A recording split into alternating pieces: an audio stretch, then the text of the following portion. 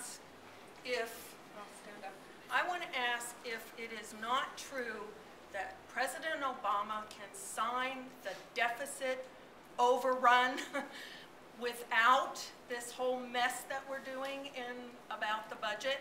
It really has nothing to do with the budget. It has nothing to do with jobs. It has nothing to do with anything that they're talking about. It has to do with signing the darn thing and let's move on.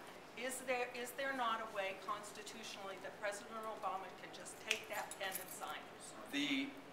The advice that I'm getting from better attorneys than me is that no, and that would be an opportunity for a giant train wreck, because if it was found to be unconstitutional after the fact, we'd be in a lurch like immediately when the news came out. So I think the responsible thing to do is move forward and work out a deal that not only includes some very uncomfortable cuts, but they have to realize that you cannot balance this budget without also raising revenue.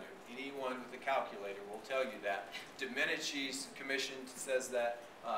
Simpson-Bowles says that. We can work out a situation here where we come to some agreement. If people will get reasonable and pragmatic the way they used to and come to the table and hammer this stuff out. You know, it wouldn't be that hard to raise the upper income tax levels back to where they were under Clinton.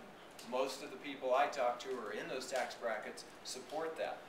It wouldn't be that unreasonable, for example, to bring in a lot more revenue into the government on the corporate tax rate by giving something that's a lot more fair to small businesses, instead of giving all the advantages to the biggest corporations that can pay the most lawyers, the most lobbyists, and the most CPAs to figure out, you know, a special deal under what Ways and Means did 3 years ago, 7 years ago.